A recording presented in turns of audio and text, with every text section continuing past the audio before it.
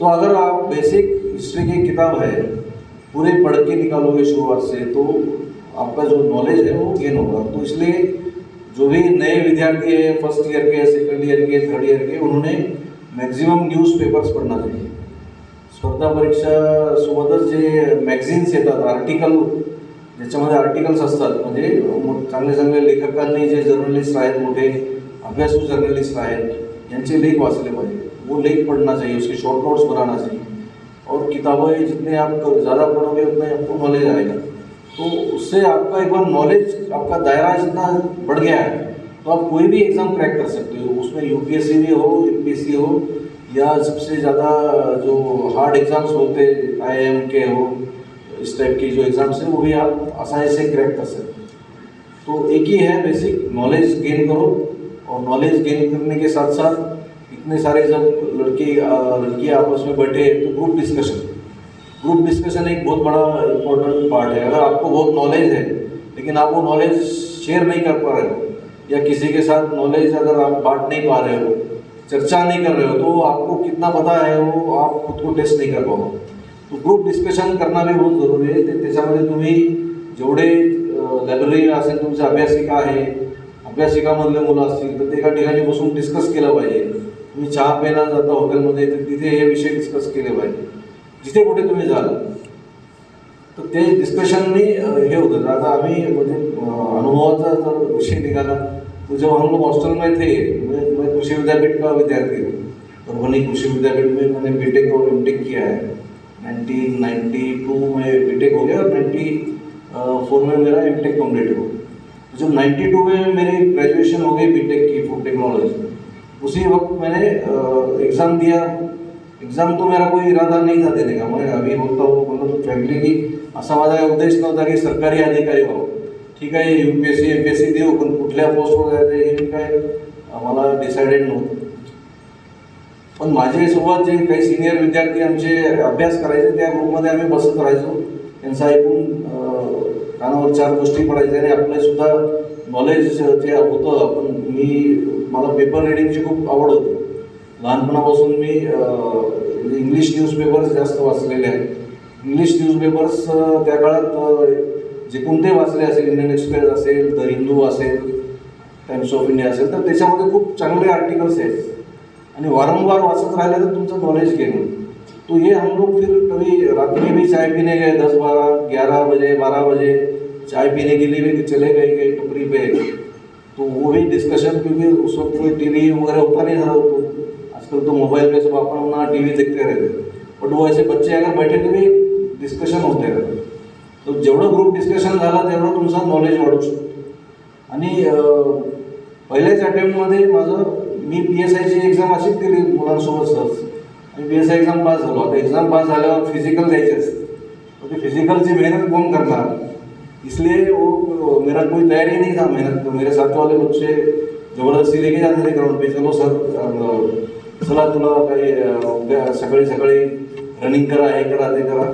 त्या वर्षी मी काय हे जे असते, म्हणजे मी आमच्या मित्रांना समोर सांगतो की ग्राउंडवर गेलो मी, उन्हाळा होता मेचा, आणि ते ह्याची परीक्षा होती फिजिकलची, तर मी फक्त एक रनिंगचा आयटम केला आणि मध्ये सोडून दिला। मला काही जमणार नहीं, और मैं कोई PSI नहीं हूँ, और मैंने छोड़ दिया। मुझे लगा STI में आ जाएगा, तो वो आया नहीं। और उसी साल में मैं मेन पास हो गया, ये प्रिलिमिनरी UPSC की भी पास हो गया, मेंस भी पास हो गया, और फर्स्ट अटेम्प्ट में मेरा DYSP करके सिलेक्शन हो गया। अगर मैं वो PSI करता था तो शायद मैं DYSP नहीं बनता, ऐसा होता। तो DYSP बन गया फर्स्ट अटेम्प्ट में, इसलिए बाद में फिर कोई एग्ज़ाम की तरफ देखने की ज़रूरत नहीं पड़ी, फर्स्ट अटेम्प्ट में ही क्लास 1 का पोस्ट मिल गया। तो इस तरह से होता है। बट वो मेरे माझ्यासोबत जेवढे काही माझे मित्र होते त्यांनी पण ॲनालिसिस केलं, अरे ये तो हमेशा बाहेर घुमते रहत होता, आपले टपुरी पोरासोबत फिरत राहायचा तू, आणि ग्राउंडवर खेळत राहायचा, तर तू सिलेक्शन कसं काय झालं? मतलब बाकी मेरा मेरिट्स था, लेकिन मैंने उनको पता था इसका नॉलेज अच्छा है और एक ग्रास्पिंग पावर अपना अच्छा रहेगा, तो तुम्हाला रायटिंग पावर, जसं मिंडेंनी सांगितलं की काय वाचायचं आणि काय एक्झाममध्ये लिहायचं हे सुद्धा एक आर्ट आहे। तुम्ही खूप भरमसाठ वाचून गेलात, पण एक्झाममध्ये 100 प्रश्न 90 मिनिटांमध्ये सोडवायचा आहे, तर तो एक आर्ट असतं. कशा प्रकारे सोडवायचं, किती फास्ट सोडवायचं, कोणत्याही विषयावर जास्त कॉन्सन्ट्रेट करायचं, हे सुद्धा तुम्हाला कळलं पाहिजे. तुम्ही जे सिलेबस खूप मोठा आहे, तर सिलेबसमध्ये एक्झाम कशा प्रकारे येऊ शकतो, आपल्याला कोणते विषयावर जास्त कॉन्सन्ट्रेट केलं पाहिजे, वो भी एक आपको स्टडी करना पड़ेगा. जो एग्ज़ाम का पैटर्न है वो स्टडी करना पड़ेगा, और उसके हिसाब से भी फिर अपने आप को प्रिपेयर करना पड़ेगा. बट उसके लिए knowledge is also very important. तो बेसिक नॉलेज इज़ इम्पोर्टेंट. ये मैं आपको सबको बताने का यहाँ पर कोशिश कर रहा हूँ. तो बाकी सब लोगों ने आपको अपने अपने अनुभव बताए. गजानन ने भी एक प्रेरणादायी अनुभव बताया है. ग्रामीण भाग से भी आके विद्यार्थी किस तरह से एक्सेल होते हैं. आप लोग भी सभी कुछ लोग ग्रामीण से आए होंगे, कुछ शहरी भाग में रहते हो, और यहाँ पर सब फॅसिलिटीज भी उपलब्ध है, और तुम्हाला मार्गदर्शन करण्यासाठी अधिकारी आहेत. आणखी कुठे पाहिजे असेल तर ती अरेंज करतील. आपला अभ्यासिका खूप चांगला आहे.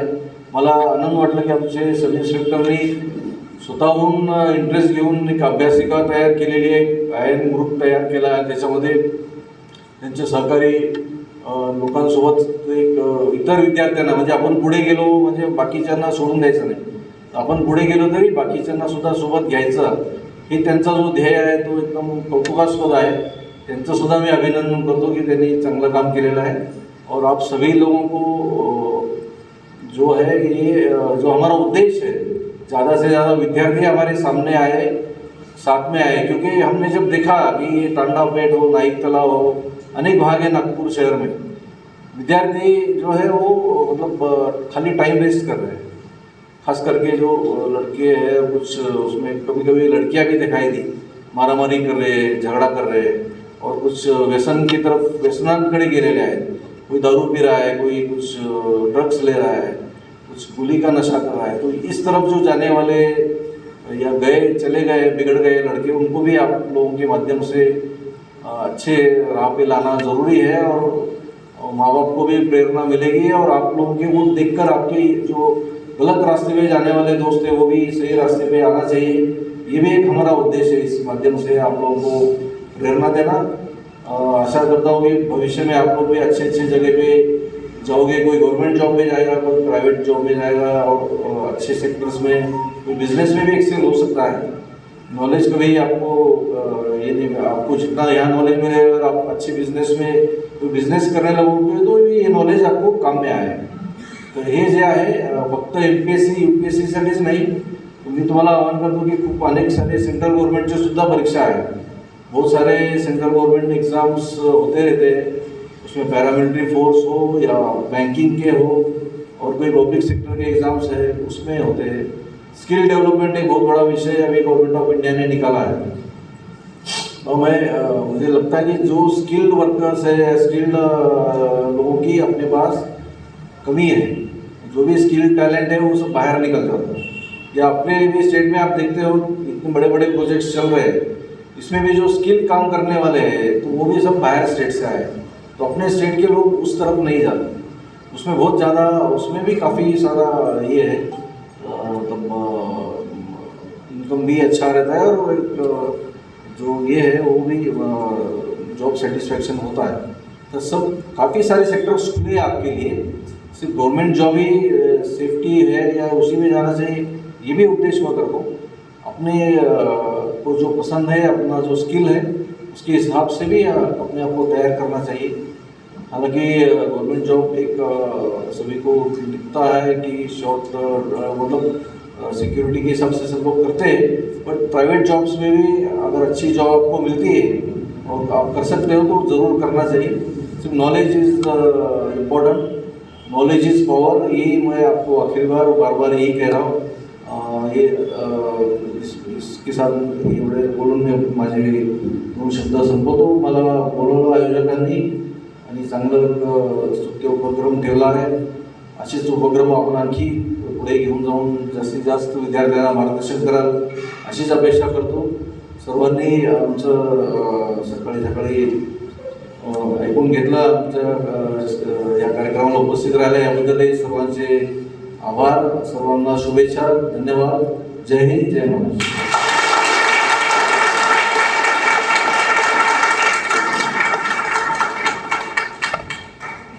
खूप खूप धन्यवाद सर. सरांनी आज या स्पर्धा परीक्षेची तयारी आणि तुमची त्या ठिकाणी ग्रुप डिस्कशन कसं करायचं, कुठे तुम्ही गेले, जर सोबत असले तर फक्त अभ्यास याच विषयावर चर्चा व्हायला पाहिजे. खास करून अभ्यास आपण ज्या स्टेजमध्ये असतो, जेव्हा स्पर्धा परीक्षा देतो, तो माणूस एखादा त्या ध्येयासाठी झपाटलेला असतो पूर्णपणे आणि त्याला ते एकच ध्येय दिसतो ज्याचं टार्गेट ठरलेलं आहे. मग तो बाहेर जरी मित्रासोबत चाय प्यायला गेला तरी तेव्हा त्याचं त्या विषयावर डिस्कस व्हायला पाहिजे. म्हणजे बाकी गोष्टीविषयी चर्चा केल्यापेक्षा जर एखाद्या अभ्यासाच्या विषयावर तिथे डिस्कस केलं तर आपलं नॉलेज पण वाढेल. या विषयावर सरांनी तुम्हाला अतिशय चांगल्या प्रकारे मार्गदर्शन केलं. तसेच अभ्यासामध्ये न्यूजपेपरचं काय महत्त्व आहे ते सुद्धा त्यांनी त्यांच्या भाषणातून आपल्याला सांगितलेलं आहे. तसेच UPSC आणि MPSC इथे काही विद्यार्थी आहेत सर ग्रुपमधले जे UPSCची तयारी करतात, तरी त्यांना पण आपल्याकडून खूप खूप इन्स्पायरिंग आजचं हे भाषण आहे. तसेच यानंतर सर्व मुलांसाठी बाहेर चहाची व्यवस्था केलेली आहे. त्याआधी मी जाऊ नका तसं तुरंत बाहेर. मी माननीय नागोसे सर, दुपोनी पोस्टे पाचपावली सरांना विनंती करतो की त्यांनी आभार प्रदर्शन व्यक्त करावं. मी सरांची परवानगी घेऊन आजच्या कार्यक्रमासाठी त्यांना आभार प्रदर्शनाकरता बोलतो.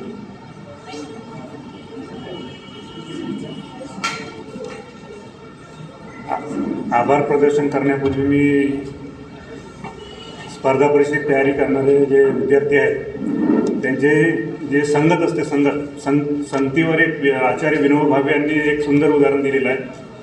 आचार्य विनोबा भावे असे म्हणतात की पावसाचा जो थेंब आहे तो आपण हातावर झेलला तर तो पिण्यायोग्य असते.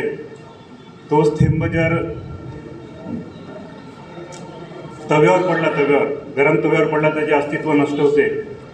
पावसाचा तोच थेंब तोच, पण जर कमळाच्या पानावर पडला तर तो चकाकतो आणि तोच पावसाचा थेंब जर नाल्यामध्ये पडला तर त्याचे प्रतिष्ठा ढासळते. आणि पावसाचा थेंब जर शिंपल्यामध्ये पडला तर तो प्रत्यक्ष मोती बनतो.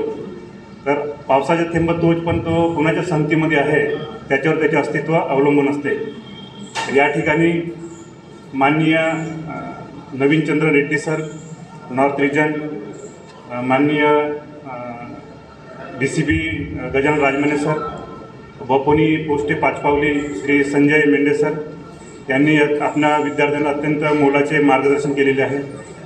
तसेच आपण सर्व विद्यार्थ्यांनी सरांचे मार्गदर्शन हे ऐकून घेतले त्याबद्दल मी पोलीस स्टेशन पाचपावलीतर्फे आभार व्यक्त करतो. आणि जे विद्यार्थी आजपर्यंत 2-3 अटेम्प्ट करूनसुद्धा ज्यांना यश मिळालं नाही त्यांच्यासाठी एक हे आहे, कश्ती हर तूफान से निकल सकती है, बात बिगड़ी हुई फिर बन सकती है, हिम्मत रख इरादे ना बदल, तकदीर किसी रोज बदल सकती है. धन्यवाद. आपण सर्वांनी ऐकून घेतल्या. या ठिकाणी कार्यक्रम संपलाय असं मी जाहीर करतो.